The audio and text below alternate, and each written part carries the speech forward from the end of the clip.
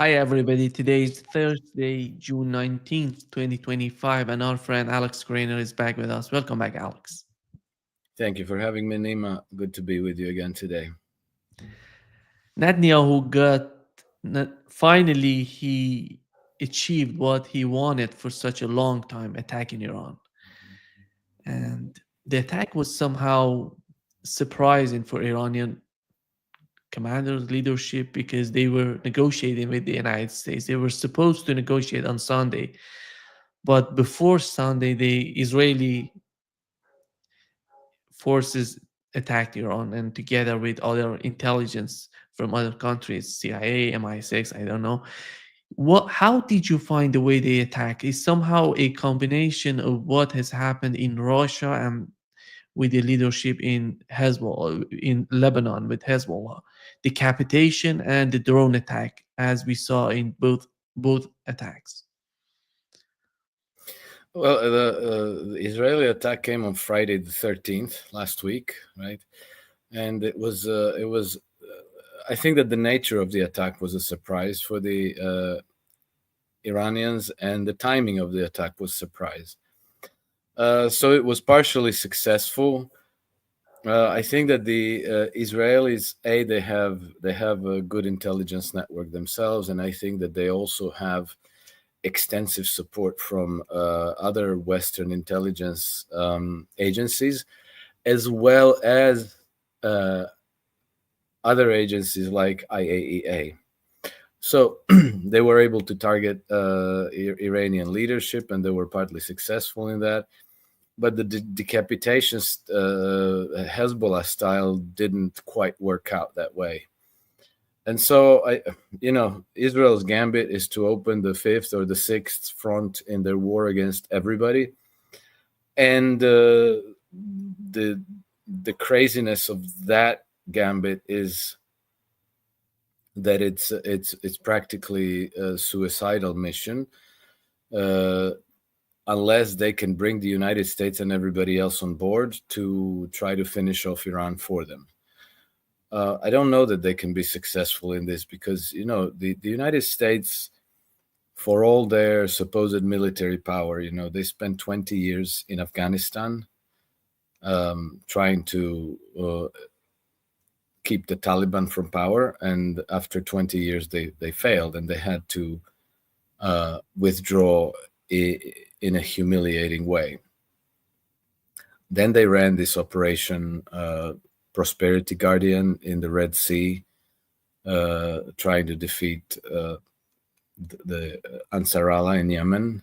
They failed. Then they launched Operation Rough Rider on the 15th March this year, which Trump announced as now they're going to bomb them like nobody's ever seen before. Well, that didn't work out either. And Iran is no Ansar Allah, and Iran is no Taliban. Iran is a regional power that has not only prepared for this clash against the empire for more than 20 years. They also have support from Pakistan, from Russia, from China, and from other players in the region.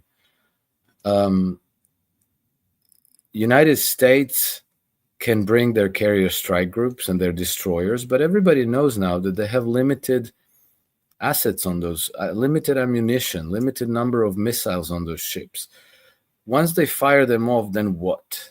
They have to leave the region and refuel and resupply themselves somewhere else in port. Well, once they run out of missiles and out of air defense missiles, they're sitting ducks. They're absolutely lame sitting ducks in the middle of the sea. And if they stay there, the Iranians will 100% sink them. There's no doubt about that.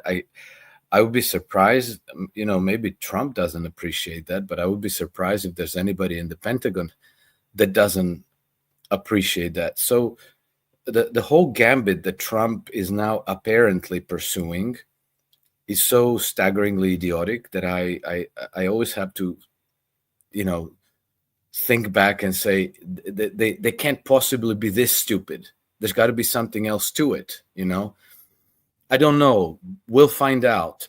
I have the impression that Trump very badly needs to pass his, big beautiful bill through U.S. Senate.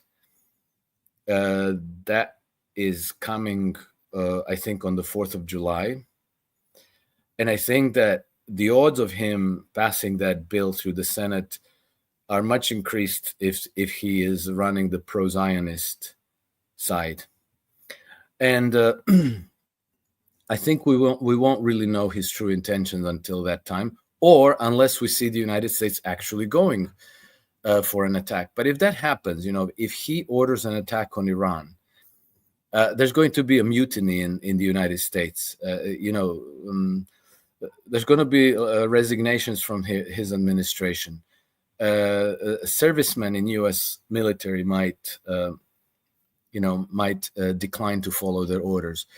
This is a dumb idea at every possible level. So I can't even understand that Trump is doing what he's doing. He's alienating everybody that supported him, and he's now carrying water for exactly those people who have been attacking him for 8 years nonstop, dragging him through impeachments, through all these court cases, 2 assassinations attempt, and now he's their errand boy. It doesn't make any sense at all. So my take on the situation with Trump is that either they somehow got to him, or he's running some kind of a double deception, or I guess it's possible, given that he's 79 years old, that he's not quite there, that he's being influenced by people around him, and he's kind of just being carried in the direction in which he didn't want to go. But now he has to own it, because he has to, at the very minimum, he has to keep the appearance that he has control over his government. So now he has to own the consequences. And the way that they would get to him, I don't know that the money would do the trick. That they would tell him, okay, if you go along with us, we're going to make sure you get adequately rewarded with money and businesses and whatnot. It could be more something like, if you don't do this, we're going to kill all your children, everybody in your family. And if that side of if that force, the globalists are good at one thing, it's they're good at killing people. And I think that the fact that he's the president of the United States doesn't matter a little bit. They've already killed John F. Kennedy and his brother Robert F. Kennedy.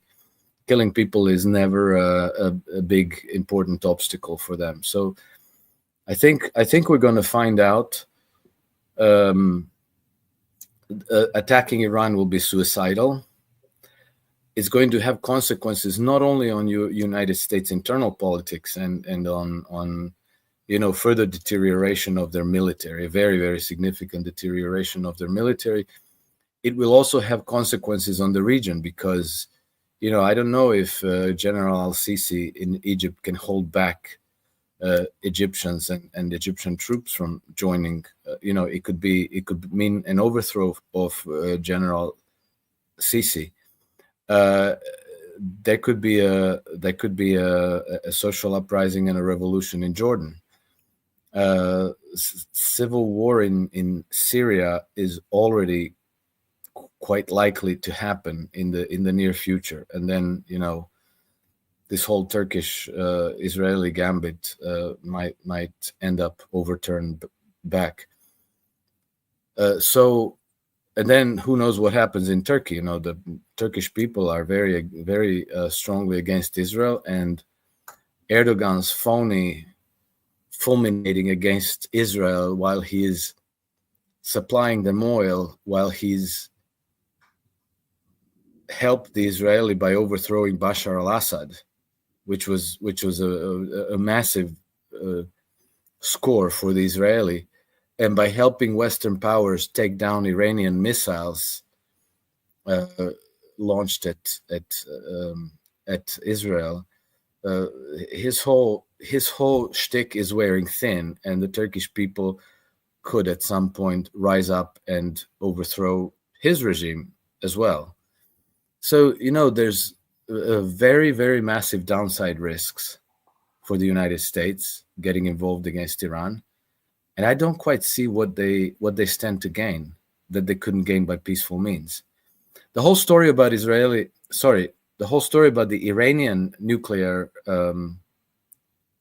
program is exactly as fake and as phony as the story about Saddam Hussein's weapons of mass destruction. From the very get-go, the name of the game was regime change. That's what they're after. They don't care about peace and stability in the region. Nobody's worried about Iranians having nuclear weapons. Really. Iran hasn't attacked anybody since, I think, 1730s, 1740s. So for nearly 300 years, Iran never attacked any of their neighbors. On the other hand, you have Israel that has been attacking their neighbors practically nonstop since they've existed as a country. And we see that their leadership are a bunch of genocidal maniacs with absolutely no moral compass and no humanity whatsoever. But we're all worried about the Iranians as a threat to peace in the world. And then nobody's even daring to mention that Israel has up to 300 nuclear warheads, and that they have overtly and explicitly threatened the world with the Samson option if Israel's existence should be jeopardized. So the whole story is fake. The only reason why they're doing this is because they want a regime change in Iran. And why do they want the regime change in Iran? Because Iran is an obstacle to their total hegemony over the region. And once they have total hegemony over the region, then they have the lead arbitration role over who gets the region's natural resources, and then you have the path wide open to Western colonialism to reassert itself in the Middle East. We had today Vladimir Putin and Xi talked to each other, and they were talking about the case of Iran. It seems that the concerns on the part of Russia and China are rising and just increasing. Alex, when it comes to the war with Iran, it's not China and Russia. We see a very important resistance within MAGA. People are against Donald Trump with this sort of movement, with these sort of policies. Here is what Matt Gaetz tweeted on X, and he says you remember him. He was nearly became U.S. Attorney General under the Trump administration. He supported Donald Trump, okay? And he says that the only country that doesn't care about IAEA is Israel. And do you think that these people have some sort of leverage or some sort of influence on the decision makers in the United States with considering the Trump administration? Well, I think that indirectly they do have considerable influence, because you can't not notice when people who were otherwise supportive of you start turning away from you, start giving public statements to that effect, and expressing their dissatisfaction openly and overtly, which is all the more surprising why Trump is behaving the way he is behaving. It's completely at odds with pretty much everything he's been saying ever since he entered politics in the United States. So it's hard to explain this turn of events, but there's got to be some kind of an explanation. And I think that, Tulsi Gabbard also said that if United States joins the war against Iran, that she will resign. And so, I am certain that there's a lot of dissent in the military circles, in the Pentagon, not to mention the sailors aboard these carrier strike groups, who might all find themselves at the bottom of the sea if the United States attacks Iran. So they must be thinking, are we being used as pawns in this game? It's so staggeringly idiotic it makes no sense whatsoever. So I think that something else must be going on. And I have received information that two flights from Iran landed in Oman, and another foreign private jet, and so not Iranian. So there is there is a suspicion, so unconfirmed news, that the negotiations, the discussions between the Iranians and the Americans are actually ongoing. So I hope that we're going to have good news, especially after 4th of July this year. But until then, all bets are off. Anything might happen any day. And, with Israel there in the region, there is there's no limit to what they're capable of doing. They're capable of launching a nuclear strike against Iran. They don't care. Somebody, Craig Murray, a former British ambassador to, I think, Uzbekistan, Craig Murray, posted the news on Twitter that, these in Gaza, when they distribute humanitarian aid, when they distribute food to the people of Gaza who are getting starved, they've been shooting at the people then. Well, yesterday I read that they've been shooting with tanks, and I mean that doesn't even compute in my brain. And then just this morning, I saw footage of the aftermath. I think it's the worst thing I've ever seen, and I mean we've seen so much atrocities over the last 2 years. It's hard to make it worse, but I cannot even believe that people do this, that there are people in existence who will actually pull the trigger, who actually think like, hey, all these people are going to gather together and then we can shoot with tanks into the crowds and we're going to kill a whole lot of them. I don't know. I must have seen a few dozen mutilated humans strewn all over the place. And so Israel has its supporters in the West. Western governments are all bending over backwards to show their support for Israel. Israel has the right to defend itself. Israel has the right to do whatever the hell they want. Nobody else has the right to defend themselves. Palestinians don't have the right to defend themselves. And so, Israel is enjoying full, complete, 100% impunity for whatever they decide to do. And I think that if they launched a nuclear missile on Iran, that people like, Keir Starmer and Ursula von der Leyen and Lindsey Graham and all these kinds of people would say, well, we call on everybody for maximum restraint, but Israel has the right to defend themselves, and everything Israel does is right and sacrosanct. And Iranians, it's their own fault for getting a nuclear projectile striking at them. So anything is possible, and I hope that we pass through this crisis without seeing exchange of nuclear weapons. Alex, from the CNN reported that Iran is using a new generation of missiles on Israel. And from the footage that we've received from Iran, here is look at the way that it's going toward Israel. Just fired from Iran, and here is the other one. It's something different. We haven't seen this before from Iranian attack. And the BBC reporter says that when they say that they fired the missile, it lands in Israel in 4 to 5 minutes.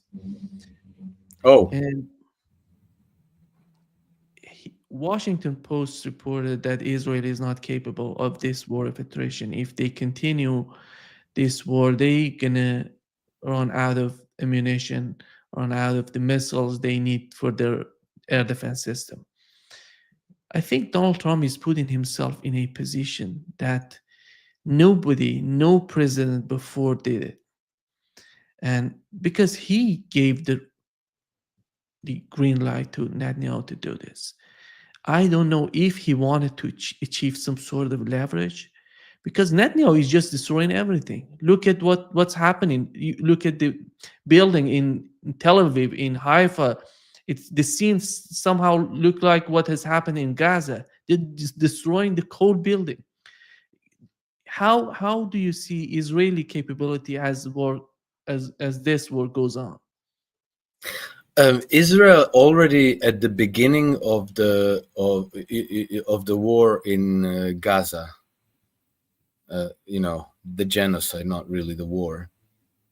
Already then, representatives of the IDF were saying, we must make sure that this doesn't become a long war. Israeli defense forces are structured for very quick, short-lasting wars. They can be effective in this, but if this drags on, it's going to exhaust us. It's going to deplete us. And so they've been at war, in Syria, in Lebanon, in Gaza, against the Houthis in Yemen for more than 2 years. No, for nearly 2 years now. So it's been more than 600 days. And so they've been bleeding ammunition. They've been bleeding air defense ammunition. They've been bleeding troops. There is no, and not only, but their economy has been decimated as well. And then the Iranian strikes against Israel have been very strategic. They have destroyed their the headquarters of the Mossad, Ben Gurion Airport, the port in Haifa, oil refineries. So Israel has sustained very, very extensive damage. And so after 2 years of warfare, there's no way that Israel is in a position to take on Iran in any way, shape, or form.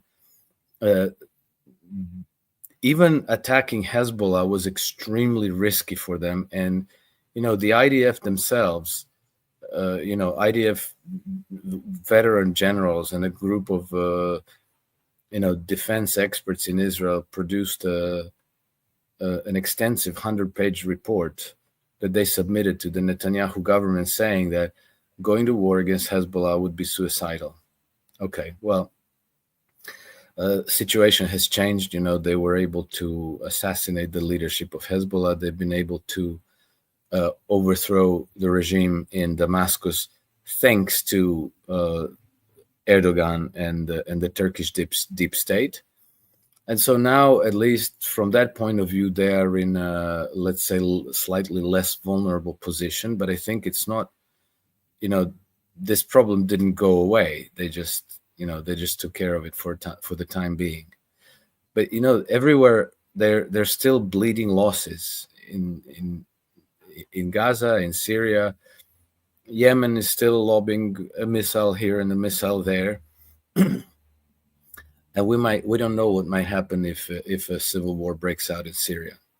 But all of those factors are risk factors for Israel. And yesterday I found on X a video between Ben Gvir and one of the heads of the Mossad in a scream fest. And well, I don't understand Hebrew, but the translation was that Ben Gvir was screaming at the Mossad guy, "Why did you provoke Iran?" And then the Mossad guy screams back at him, saying, "We didn't realize how powerful Iranians were with their missiles." And apparently, also the Iranians have been able to hack into the Iron Dome or Arrow 3 missile defense, air defense system, and make their rockets turn around and attack Israeli targets. And first time I saw a video of this, I thought, okay, well, it's a glitch. But then I saw another two, I think, at least another one. Well, if this keeps happening again and again, then maybe the Iranians are telling the truth. Maybe they did hack into their defense systems, and now even what they have, even what the Israelis have to defend themselves with, is not as effective as they expected that it should be. And so this morning I saw news that the Israeli IDF officials were saying that they have to ration their air defense missiles. And the Iranians still have thousands upon thousands of drones and cruise missiles and ballistic missiles. And all of this keeps Alex, barely... and they're firing 25, which with each wave that they're implementing, 25, 30 missiles. It's somehow... Yeah. Yes, exactly. And it's nonstop. And, all these stories that, the Iranians, look, the second day they fired 2,000 and now they only fired 20. Next thing they're going to say that the Iranians have to go take people's washing machines and refrigerators to take out chips for the missiles, and that they're running out and all this. But we've seen all those psyops before, with in the war with Russia. I think this is very likely the end of Israel. I don't see how they bounce back from this. And then I think that if the United States join in this war, it's only going to accelerate it, and it's going to be the end of Western hegemony in the region, because they're going to get thrown out altogether. I don't think that they can reverse course. You mentioned something about the Israeli reaction if they feel that they're going to lose it and they're going to use nuclear weapons. We've learned from Pakistan is that they're going to, if Israel uses nuclear weapons, they're going to give nuclear weapon to Iran. And it's something, somehow we had experts on this podcast, they say, no, they're not going to do this. They had some belief that Pakistan would do this. And if you sitting in Pakistan and looking at what's going on, here is what Netanyahu said about both Iran and Pakistan. Mission that we have is to prevent a militant Islamic regime from meeting up with nuclear weapons, or from nuclear weapons meeting up with a militant Islamic regime. The first is called Iran, the second is called Pakistan, because if these radical regimes have nuclear weapons, they will not obey the rules that have been obeyed in the last almost 7 decades. Pakistan, look at this video and the way that Netanyahu is talking about Pakistan. They're going to be the next target. They're going to be, if something happens to Iran. These people, somehow, when you look at the situation, they don't know if everything goes in the direction that you've mentioned, a nuclear bomb. Everything gets extreme, and extreme decisions would come to the mind of the leaders in that region. They're going to go to the extent to destroy Netanyahu and his sort of regime in Israel. Don't you think that somehow when we talk about Pakistan and the way that he said before, said to Turkey that they're going to provide Turkey with nuclear bombs, I think they're serious in the way that they're picturing, because they see Israel as an enemy.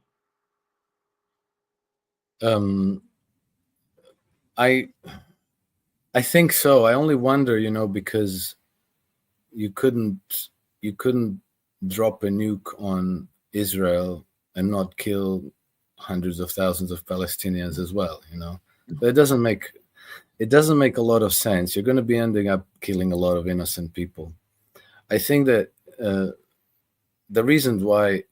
one of the reasons why the Iranians don't even care about having nuclear weapons is because they're obsolete. Nuclear weapons can wreak great destruction, but indiscriminately. So you're going to inflict a massive, massive collateral damage on whatever target you choose. At the same time, the Iranians have developed precision-guided hypersonic missiles, which can inflict the same damage as a nuclear weapon, but on a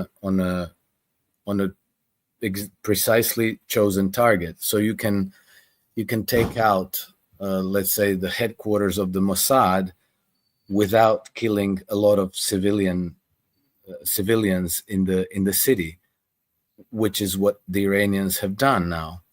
You can destroy an oil refinery, you can destroy a port, you can destroy an airport. You don't need to kill millions of innocent people. And so I think that this whole saber rattling with nuclear weapons is more serving as a negotiating leverage. And I think that the Iranians themselves are, they very intelligently made the proposal to say, like, okay, we will limit our nuclear enrichment, uranium enrichment program to 3.6 to 3 whatever it is percent for only civilian uses, but we demand that Israel's nuclear warheads also be dismantled and destroyed. So that's a perfectly reasonable position, and I think that everybody in the world would welcome it, because that would actually improve the stability and peace in the region. But nobody is going for that. The UN is in favor, the Iranians are in favor, all the countries in the region are in favor except for Israel. And so the whole global south, the Chinese, the Russians, Pakistanis, everybody's in favor of this solution. The United States, Great Britain, and Israel are not. So that tells you everything you want to know. They don't care about peace. They don't care about stability. They want hegemony in the region. And to have that hegemony in the region, they need a regime change, and they need a completely defanged, toothless Iran, so that they can do with it whatever they please. And you know what that is? That's colonial plunder and taking 92 million Iranians and turning them into slave labor. That's their ultimate objective. Alex, the people who were captured, who were collaborating with Israel in Iran, many of them, you mentioned the initial hours of the Israeli attack on Iran were somehow successful because there were a lot of people in Iran, these collaborators, these people who were, they said that they were preparing for this for such a long time, 10 years, a decade, preparing for this attack on Iran. And when you look at the attack on Iran and you compare it to what has happened in Russia, it seems that the mastermind of this attack has prepared this attack for such a long time. Then they tested it on Russia before going to Iran and doing this to Iran. Do you think that the leadership in Iran and Russia are getting to the same conclusion as we thought? I would be surprised if they weren't. And I think that, obviously it's not just the Israeli. I think it's it's Western intelligence agencies collectively. And we've even learned a little bit about the way they work, because it's not like people go around with a, Mossad or MI6 business card and say, like, hey, here's my card and I'll give you money if you give me information or work for me or so on. What they do instead is they come to the country, they bring in these NGOs and various charitable organizations, and then they do, charitable work, and they certain cultural events, they sponsor cultural events, they sponsor the media, and they use this front to develop a very, very widespread intelligence network. And they take time to learn exactly where the right pressure nodes are in the society that they can influence, where they can obtain information, where they can where they can bribe someone when they sense who in the societies has a friendly disposition to them, who is unhappy with the regime.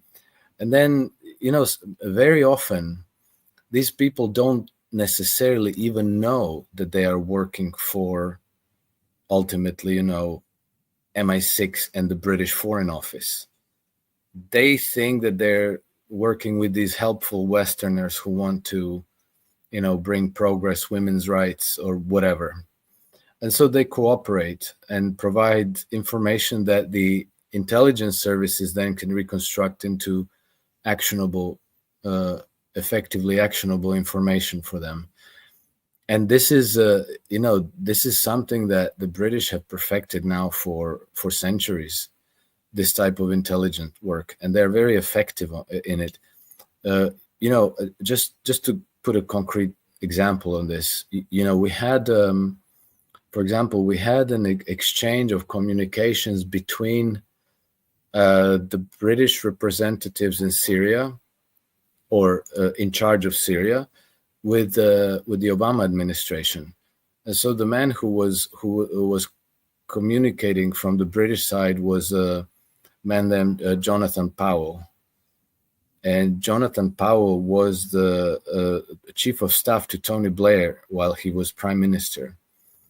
And then Jonathan Powell went off and did his private thing. He set up this private NGO called Intermedia, right? No, Intermediate. And so he started to develop an extensive network with these insurgents with the view of overthrowing the government of Bashar al-Assad. So he communicated with the Obama administration to inform them that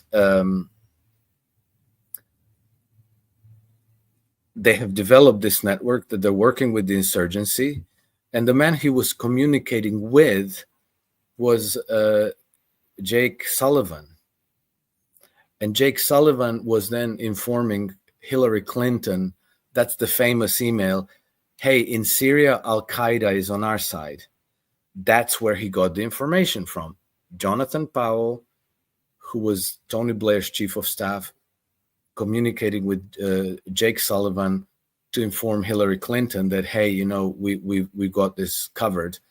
And then in that same exchange of communications, Jonathan Powell also informed Jake Sullivan that they have also begun work in not only in Syria, but also in Myanmar, in Somalia, and in Yemen. So what do those four countries have in common?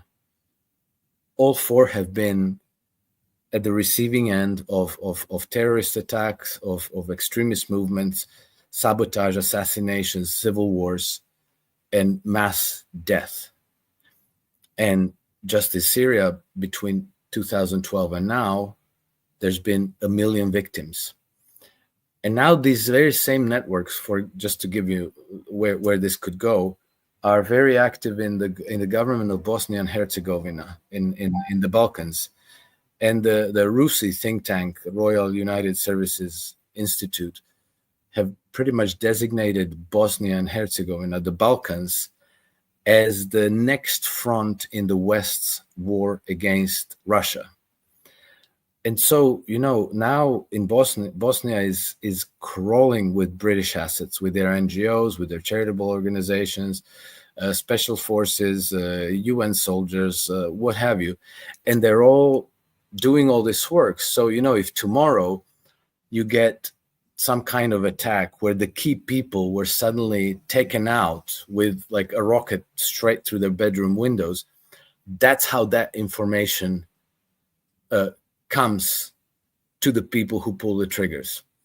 And Israel, as the imperial project of the British Empire since the beginning, is the beneficiary of that. We're only hearing about the incredible genius of the Mossad and how amazingly capable they are. Well, they're capable because they have support of the whole Western intelligence network. The MI6 and the CIA and all of them, they all give their best information and best intelligence to the Israelis, and then they can just pick off who they need to pick off. But at the same time, other nations start to figure things out. And as you said, I'm certain that the Iranians and the Russians and the Chinese are paying very, very close attention to what is happening and how it's happening. And they will be effecting countermeasures, and they will be rooting out these networks. And then the empire is going to find itself blinded again. Alex, here moments ago, Maria Zakharova was talking about the situation with Iran and Israel. Here is what she said: Russia is warning the United States against getting involved in military actions against Iran, saying it could lead to uncontrollable consequences. And what does that mean for Russia and China? Because we know that Iran so far, yesterday Vladimir Putin said Iran so far didn't ask for any sort of help. They're just fighting against Israelis. And it doesn't seem that Iran does need Russia or anybody to get involved, because they're just fighting Israel. The air defense system of Israel is just, I don't see they're being capable of continuing the conflict this way that is happening. Washington Post reported for 10 or 12 days they can have the ammunition to fight Iran. But putting all that aside, what are the main issues with the conflict in the Middle East for Russia and China? I see that if something happens, something big happens, that they're warning the United States. They know if the United States gets involved, they can damage Iran, but Iran can do a lot to the region, those people who are supporting the United States. How these uncontrollable consequences, what are those in your opinion? Well, it could bring to an all-out war between the side that supports Iran, the axis of resistance, against the Western interests there and their proxies. It would very likely lead to the end of Israel, first of all. It would also be the end of places like Qatar and Bahrain, and possibly the United Arab Emirates. It would probably topple the regime of al-Sisi in Egypt, or he would have to join the war on the side of the axis of resistance, which, given the Chinese help, would be likely. And it could mean the regime change in Jordan and Turkey ultimately. So that's just to start with. Very probably it would bring an end to Western hegemony in the region, because the West really doesn't have much to go on anymore. Already from the 1990s, the Pentagon officials knew that they basically had two levers of power to maintain their hegemony in the region. One of which was relying on their allies, Egypt, Turkey, Jordan, Israel, Saudi Arabia, and so on. And the other one was projection of power. So meaning, if somebody starts to act independent, they just send their aircraft carrier strike groups and they just scare everybody into submission. Well, that doesn't work anymore, either one. So the projection of power doesn't work anymore. Everybody has seen through it. And the US, the Western alliance, is also failing, because you can see that even the Saudis are not so loyal anymore, and they are realizing that the game is up. So all of that is imploding. Militarily, they cannot defeat Iran. So if it goes to war, it's going to lead to very, very bad consequences for the West and for Israel. But it's also going to be very, very damaging to the region.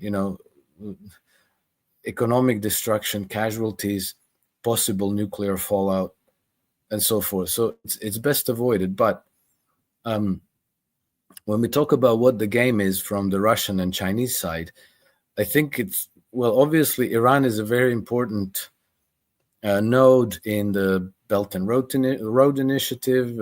Is Iran? I meant to say Iran. I don't know. Maybe I said Israel. Iran, you said Iran. Okay. Iran is an important member of the BRICS alliance, BRICS group, and Iran is also an important anchor of the new security architecture on the continent that the Russians and the Chinese want to create. Because up until now, for the last more than 100 years, we had an insecurity architecture on the continent, and this was deliberately created by the British in order to be able to keep the region destabilized at all times. And the reason for that is because they wanted to prevent the emergence of a regional power that could go independent, that could defend their sovereignty against the empire, and let's say reject the empire's diktat. And so that now is, obviously Iran, but also in Russia and China. And so they created this arc of instability that it runs from the Baltic states down to the Mediterranean, the Baltic states, the Balkans, Turkey, Greece, Eastern Mediterranean, and then it runs across all the way to the Koreas. From in the southern crescent of the Eurasian landmass, you have all these flashpoints of instability that could be detonated one against the other, and they made sure that you had countries on hostile terms one against the other, like Saudi Arabia versus Iran, which used to be, they're now friends, but for a long time they were enemies. Greece versus Turkey, Azerbaijan, Armenia, North Korea, South Korea, India, Pakistan. They made sure before the British left, they made sure to partition India, Pakistan, India, Bangladesh, and then so you could name a number of these flashpoint. They're everywhere, and their objective is always to keep the region, to keep the whole continent destabilized, because you cannot rule it militarily. There isn't enough troops that you could conquer the Eurasian continent and police it by force. So what you do instead is you do divide and conquer. You keep everybody at war against everybody else. So we've had a century of war basically there all the time. And so what the Russians and the Chinese and the Iranians want to do is they want to change this. They want an actual security architecture so that you can have the whole continent in peace, devoting their energies not to war making, but to industrial production, development of infrastructure, trade, and prosperity, so that the kinds of developments that you've seen in China and other places can then spread across the whole continent. And we remember that almost 20 years ago, Vladimir Putin was trying to convey his vision of the continent united from Lisbon to Vladivostok. That you have like a trade zone where you could develop business and trade and build prosperity and build economy and cultural exchanges and so on. Today, Vladimir Putin talks about something he says is a symphony of civilizations. Well, this is exactly the opposite of what the British Empire has been doing for the last 200 years. They've been keeping everybody at war. They've been keeping all of the global South in destitute poverty in order that they can loot the place and enslave the people unmolested. When I say enslave, once upon a time it was outright slavery, but today it's working for peanuts that you can barely eke out a living. And we've seen that after more than a century of colonization of the African continent, all these countries are still they're poor. Huge percentage of the population don't even have electricity. There's no meaningful infrastructure to speak of. Agriculture is underdeveloped. Health sector practically doesn't exist. Education is poor. and the place is still overrun by terror groups and separatist gangs who are always almost invariably sponsored by these Western intelligence networks. Alex, if the United States participates directly in the conflict with Iran, I would assume Hezbollah and Houthis and the people, the resistance in Iraq, they're going to join the war. They're not going to sit and just see the United States attacking Iran. I don't know if the United States is thinking of that because they made an agreement with Houthis in Yemen. But look at what would happen if the Strait of Hormuz and Bab el-Mandab in the Red Sea, these are two important points, crucial points for the global economy. If they can just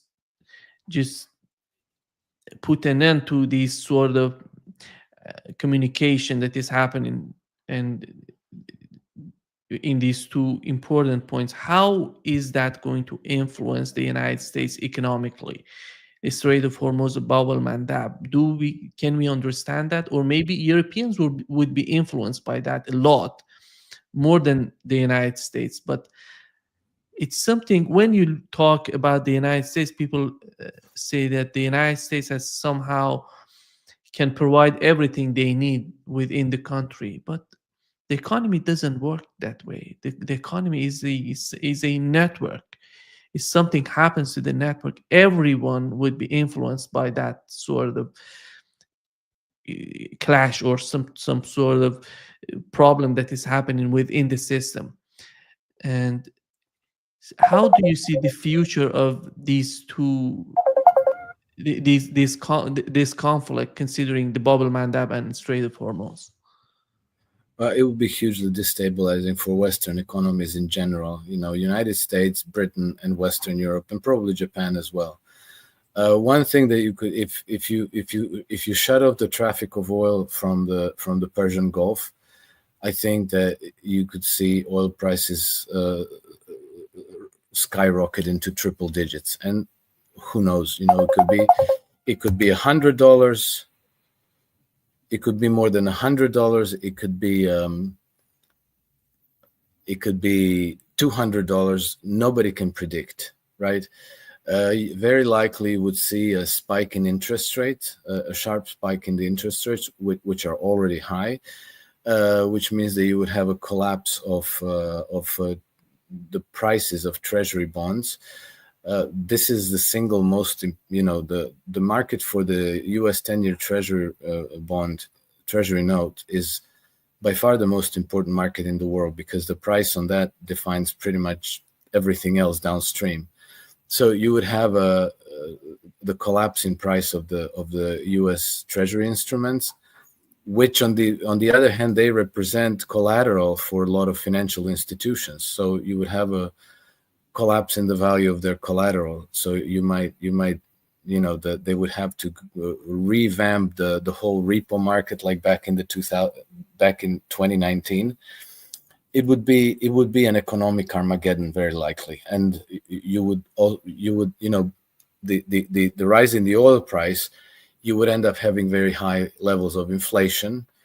And so then what does that mean? That, on the other hand, means also that you would have a collapse in purchasing power, a cost of living crisis. So you might get social uprisings at home. It would be very, very hugely destabilizing. So, as I said in the beginning, the whole thing is so profoundly idiotic at every conceivable level that I really have a hard time with it to even believe. The Western powers, not so much the United States, but the European Union and Britain, they have very severe political crises at home that they're trying to shove under the carpet by canceling democracy. But all these incumbent governments are very deeply unpopular with their people, and every time the people get to exercise any degree of democracy, they want to throw these governments out. And so I think that a war would be useful to them, for cohesion, for another justification to cancel democracy, a way to explain away, what's happening to our healthcare system. Where's the food? Why do we have shortages of food? Why is the economy disintegrating? Where are the jobs? Why are the pensions not being paid correctly on time, and so on? So all of these things. If you make a big war somewhere, whether it's in the Middle East or against Russia, you can always say like, oh well, it's the evil Iranians. That's why we don't have jobs. We have to defend Israel, which is why you can't get an appointment with your doctor, or why there's no medicines in the pharmacies, or why there's no food on the shelves of the supermarket, and so on. So you can explain all your failures away by pointing the finger at an external enemy, right? So and you get a degree of social cohesion which wouldn't be there, because these governments are all so deeply unpopular that people can't wait to get rid of them. And so to preserve themselves, this is the model that's been used by the oligarchies for thousands of years. When things at home get unbearable and there's a risk of social uprising, well, at that point you yell barbarians at the gate, and you scare everybody that these barbarians are going to overrun us and kill our children and rape our women and destroy our fields and our homes. So you send all the men, all the fighting age men, you send them off to some war abroad, where most of them are going to get slaughtered, which is what the oligarchy actually hopes to achieve. And then, they wipe the slate clean. They say, okay, the war is over. It was very damaging, but now, we're going to fix everything. And they ride the crisis, but they preserve the continuity of their model of governance. And they preserve their hold on the levers of power. Whereas without the external enemy, there's a risk that there's going to be a revolution at home. And that the people are going to wheel out the guillotines, and that a lot of these people who are in power are going to end up like Mussolini and like Ceausescu and so forth. I literally believe, Alex, what's going on in Ukraine and right now in Iran, between Iran and Israel, are the very signs of that the old world is dying, and there are people in the United States, they don't believe that the things are not happening, are not going the way that they want to be. Even you have some moments of sanity with the Biden administration. Anthony Blinken, before leaving Washington, said we cannot do anything with the sanctions against Russia. We don't know. We have to study what has happened with the sanctions, why we are not that much capable. You see Marco Rubio coming in and saying the same sort of thing. The US hegemony is just, but after all, looking at the situation, it doesn't seem, they say something, they have some moments of sanity when they're talking about it, but the muscle memory is just the same. They still feel that they can do something. Let's go to the next step. If we can get something, if we couldn't get something with Ukraine, let's go on Iran. Because if you look at this triangle, Russia, China, and Iran, they started with Russia. It didn't work for Russia. And right now they're fighting with Iran in Iran. I don't see Israel being capable of defeating Iran. I literally don't see that. And this participation, as you've mentioned, of the United States would worsen the situation. It's not going to improve in the way that would benefit the United States. Do you feel that what's going on in Iran would be the last step on the part of the empire? I think it's going to accelerate the end of the empire. It's not going to be the end. The British have been recolonizing parts of the world for the last, I can't really tell because it's been done covertly, but at least for 10, 15 years, and so they've been taking increasing political control in a lot of African countries, like Tanzania, Kenya, Nigeria, Cameroon, and so forth. and they've been again developing this colonial dominance over those countries. And so that, that does give them a certain degree of power and wealth with which they can influence events around the world. Like already in 1992, their foreign minister, Douglas Hurd, was saying that Britain was punching above its weight, and we intend to retain this position of power. And so ever since, they've been doing this covert way of penetrating countries, getting control over the levers of power through the media, through NGOs, through corrupting local government officials, sending their special forces to defend their puppet regimes, and also where they don't have control, orchestrating regime changes and assassinations and color revolutions and all this. So in this sense, it's not, the empire is not going to just implode like a house of cards. They're going to continue, but it's, the farther the more battles they lose, in Russia, in Ukraine, in Iran, and so on, the weaker they become. And so the process will take some time, but I think that it will fold all the way, because today, I'm certain that the Russians and the Chinese exactly understand this game, and they are paying very close attention to the events, and they will continue to fight the empire. Because if you don't, if you think that you're just going to secure like a buffer zone, take part of Ukraine, create a buffer zone to insulate yourself from Western invasions. But if you leave the empire intact and you let it regain its strength by colonizing Africa and South America and East Asia and elsewhere, well, they're going to just come back for you, because the Western powers in more than 300 years never stopped antagonizing Russia and trying to overthrow Russia, balkanize it into many small pieces, attack it, invade it,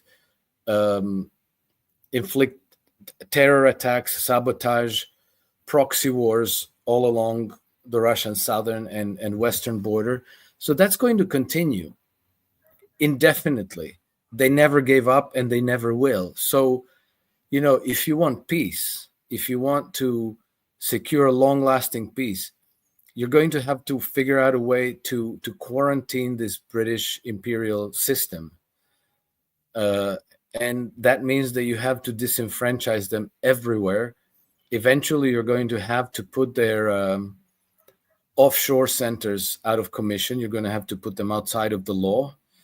And you're going to have to probably overhaul the monetary system in the world, so that, they cannot use money and trade relations to influence governments and to plunder wealth from them in these hard to trace illicit ways.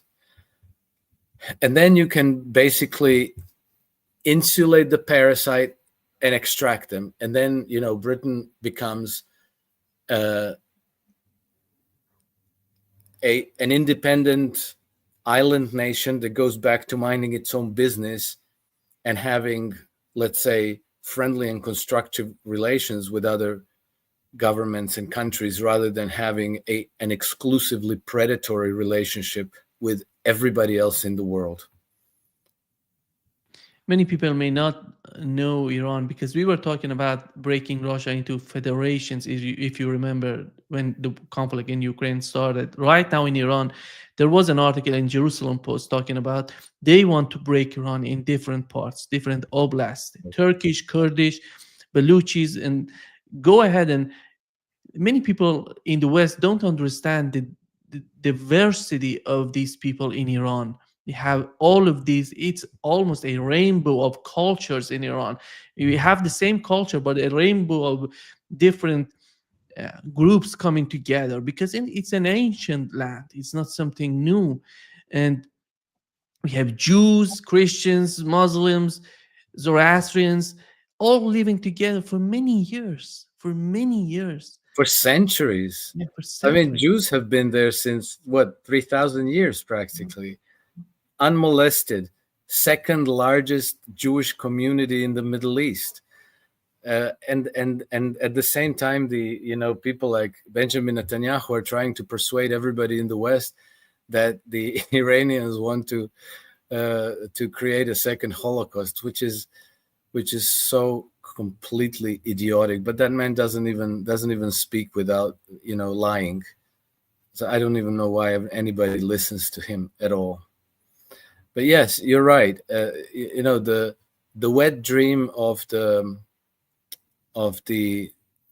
Western empire, of these globalists, is to balkanize any power, any nation that is capable of challenging your dominance. So, they want to balkanize Russia, they want to balkanize Iran, they even want to balkanize the United States, because, the United States actually came to be as a rejection of the Western colonialist, imperialist rule. And so it does have still those Republican foundations and traditions. And so long as the Western Empire can control the United States and use it for its own ends, they like to keep the United States intact. But as soon as the United States starts to say, wait a minute, why should we be doing this? This is costing us extremely dearly. And what's our benefit? We're maintaining all these military bases everywhere around the world. We're in poor relations with everybody. We have horrible reputation. We're constantly at war. We're losing people. We're losing money. We're losing weapons. We're losing ammunition. What is the upside? Why don't we just have good relations with everybody else? Well, at that point, the United States becomes no longer useful to the empire. And now then they start to encourage, partition of the United States. And they say like, hey, maybe we can, California can come out and be its own country, and maybe Texas can come out and be its own country, and so forth. And so they encourage these movements because, it's easier to balkanize somewhere, then you can keep countries all at war against each other. Of course, if they partitioned Iran, they would, definitely use one part of Iran to wage war in the other part of Iran. Then you loan each side money to be able to fight the war. You sell them weapons, and all the wealth from those countries then keeps flowing to you. It's exactly the same model that's been applied all over the world for centuries now. But I think that the world is seeing through it. I think that in the United States now, it's not just Trump. The rejection of the global empire, of the globalization, is actually quite broad based. And so I think that even if you took Trump out or compromised him or whatever, you would still find that there's a lot of resistance in the United States to this European colonialist model of governments that they want to impose on everybody else by force. And of course, the force mainly comes from the United States. They are the ones who always have to come in and wage war and overthrow governments and bomb everybody to pieces. But I think that the Americans themselves are starting to understand that this has practically destroyed their country, destroyed their economy, destroyed their relations with other countries in the world. And so more and more people want nothing to do with this anymore. So this is why you get, more and more of these sane statements from people like Matt Gaetz and Marco Rubio and J.D. Vance and Marjorie Taylor Greene. This is gathering momentum. It's the awareness of the people is rising, and they're rejecting the European colonialist approach to governing the world. And so, eventually it's all going to run its course. And the Western Empire, will fail as all other empires through history have failed. There's no exception. So I think it'll be a good day for humanity when that happens. Alex, before wrapping up, during the Second World War, we have many Jews in Iran, by the way, but during the Second World War, we know that Netanyahu is a Polish Jew and he's running Israel. Many Polish Jews came to Iran during the Second World War with the situation they had in Poland, and they were welcomed by Iranian people.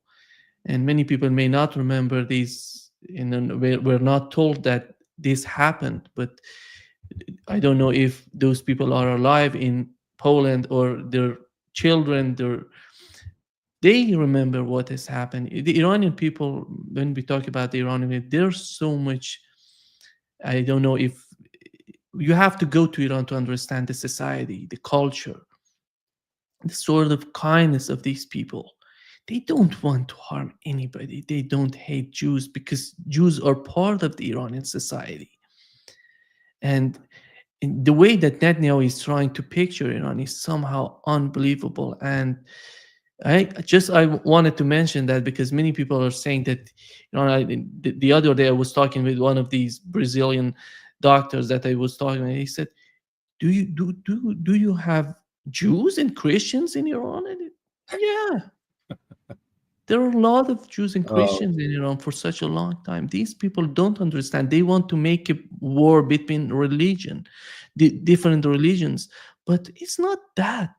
It's something different. It's all about hegemony, as you mentioned. It's all about how you can run these countries, and Russia, China, and all of that. And I think people need to understand this is not a religious war. It's something beyond that. Yeah. It's not a religious war. They use religion only as a way to divide people, because when you have religious diversity, like I mentioned, as they're preparing the terrain in Bosnia to trigger a Balkan war, in Bosnia is useful to them because it has three constituent peoples. You have Serbs who are Orthodox, you have Muslims, and you have Croats who are Catholic Christians. Well, it's easy enough to orchestrate a massacre. You get a bunch of, say, Croatian thugs to go and kill a bunch of innocent people in a Muslim village. And then you get a bunch of Muslim thugs to go and exact revenge, and then they stage an even bigger massacre of Croatian civilians. And then, the next thing, everybody's at war against everybody because they are now scared that, oh, look, then the media takes over and they amplify the story.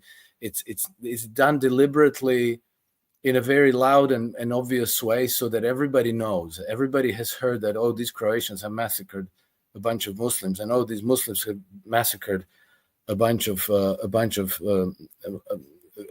Croats, and then they throw in rapes in the mix, and the next thing you have everybody polarizing, and you have a war. British and other Western intelligence agencies do this as a matter of course. That's to them like drinking water for you. It's nothing. And they do this. You'll find probably hundreds of examples of this through history. In 1990, I think it was, I don't know, 1994, 1995. I forget exactly the year. At the time when the war in Bosnia started, maybe it was 92. At that time, you had an alliance of Serbs of Croatians and Muslims in Bosnia fighting the Serbs.